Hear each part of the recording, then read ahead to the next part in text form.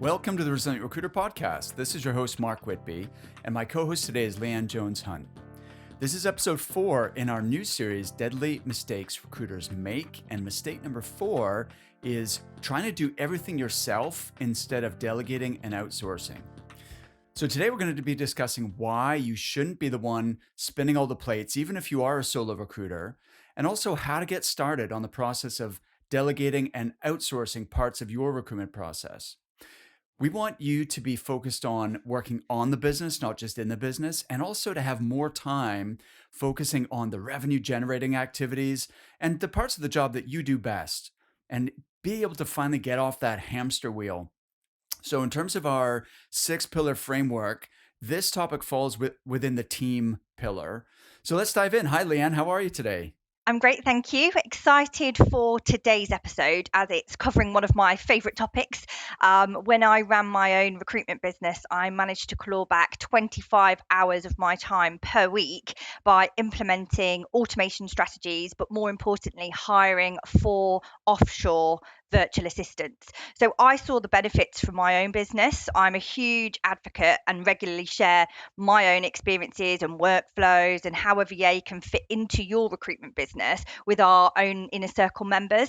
So the question for our listeners today is, when was the last time you reviewed your full recruiting process and identified those recurring tasks? And the second question is, when was the last time you analysed and calculated the cost of your time per hour? Absolutely. So, in fact, this is a great exercise for everybody to do, which is to calculate what is your hourly rate. And, you could do this either as your current hourly rate, or you could make it more aspirational, like what ideally would you like to be earning per hour. So, in either case, you simply choose the billings per annum and divide by 1,800, which is the average number of hours of full time, someone works full time during the course of a year. Now, I realize you might be working more hours than that, especially if you're a business owner. You might not be taking, as many holidays. You might be working long days and so on. But make this an ideal case. So, like, let's imagine you're working 1,800. You can do your own calculation if you want. So billings divided by 1,800, and what does that work out to? That is the theoretical value of your time, and your job is to figure out, how can I spend more time and focus on the high value activities, and how can I delegate or outsource those activities where I'm not going to be earning that dollar or pound amount per hour. So think about the downside of trying to do everything yourself. So number one, overwhelm. Overwhelm is the enemy of action. It causes us to burn out. So you know that feeling when you're like spinning all these plates or wearing multiple hats, whichever analogy you prefer, and you're pulled in all different directions. It's just not sustainable. And think about your delivery and your relationship with clients and candidates, and feeling like you're not able to provide the service you want because there's so many other tasks that are falling on your plate. And look, focus is critical to you being able to perform at your best. And if your focus is too diluted, then you're not going to be as productive, because we're human beings. We only have so much bandwidth. So I want you to really think about outsourcing parts of your business. This isn't going to happen overnight. It's really one step at a time. And by the way, there will be parts of your recruitment process that you do really enjoy. For example, working with clients and candidates. And the aim isn't to remove you from the process completely, unless that is what you want, to achieve, but is rather being more efficient in your process. So this is an ongoing process, looking at your activities, where's your time being spent, and what are those parts that you could outsource. So in our community, in our inner circle community, we really uh, highlight what other recruitment business owners are doing, and so people can see what's really possible. And it is quite mind blowing for many people who come into our program, and they're currently, doing every single part of their business. Is falling on their shoulders, and they see other business owners who have created that real freedom for themselves. So I want you to think about, you know, what would be involved in you relinquishing control of certain aspects of your business, and what is stopping you from doing that?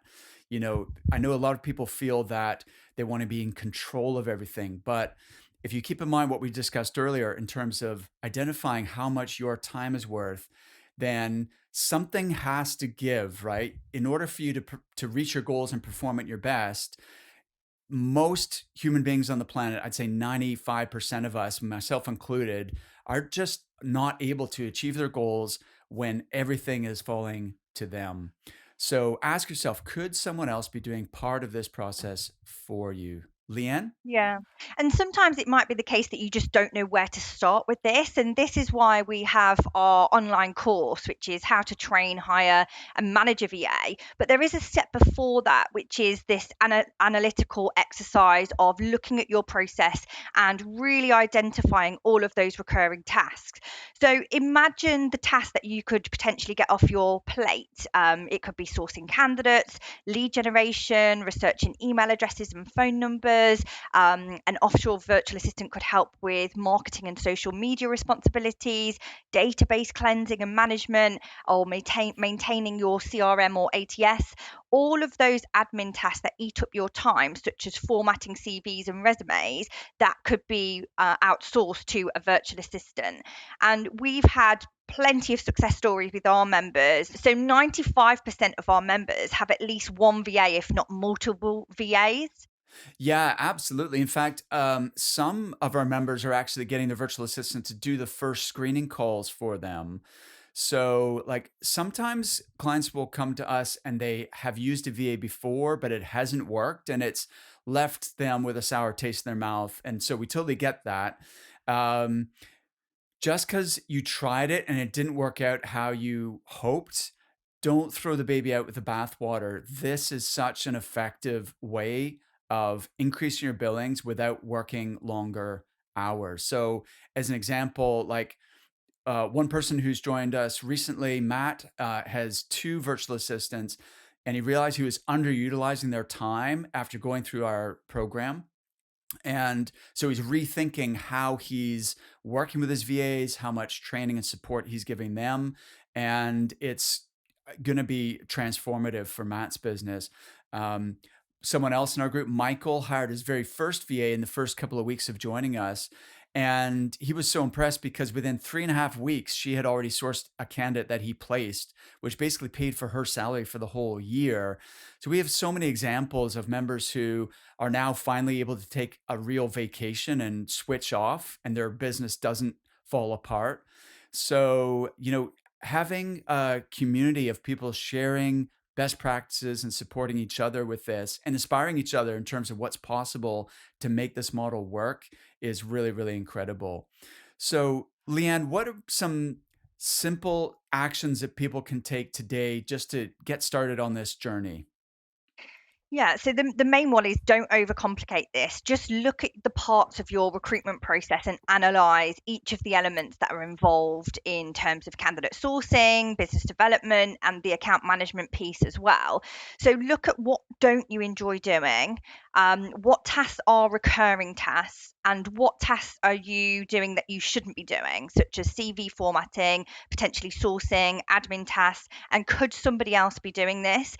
So, as Mark said earlier, this sometimes is a bit of a control thing. So, you do need to really dig deep in terms of that higher level activities versus lower level activities. So, you can hire both freelancers on places like Upwork or other sites like this for one off projects, but we recommend definitely looking into hiring a full time VA to support your team on an ongoing basis.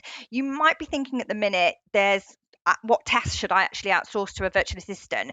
We provide a resource with 101 tasks for our members. So we know that we can utilize a VA to the full potential and it really support your business. Okay, perfect, Leanne. Thank you. Yeah, absolutely. This is such a valuable exercise. Writing down what are all the tasks you're spending time on, what don't you enjoy, also what are the recurring tasks, or what are some things that you're currently spending time on that somebody else could do for you without in any way affecting the quality of the service that you're delivering to your clients? So, listen, Liam, what are we going to be covering next time? So next time we'll be covering doing everything manually instead of leveraging automation. And that comes hand in hand with what we've discussed today. I utilize both automation and offshore virtual assistants in order to enhance the processes in my business. I'm looking forward to that. This is one of our favorite topics. We are huge advocates of leveraging automation, but it has to be done in the right way. I ran a recent poll on LinkedIn to do with email automation specifically recently. So I'll be sharing the results on the next podcast episode. Okay, that sounds awesome. So, listen, our next cohort starting the Inner Circle Elevate program is on November 7th, and we already have people who have registered and reserved their space. So, I know that that seems like it's a few weeks away, but if you are interested in working with us and joining our program, then I recommend that you book a strategy session with either me or Leanne now rather than later. So, it's recruitmentcoach.com/call if you want to jump on a call with me or Leanne. We'll look at your business, ask you lots of questions, understand your goals, what are the challenges and roadblocks, and if appropriate, and if we believe we can help you, then we will tell you more about our program. But whether or not we decide to work together, it's going to be a fun session. You'll feel re-energized. You'll feel a real sense of clarity about what steps you need to take to level up your business. Until then, make it a great day. Thanks, Leanne. Thanks, Mark.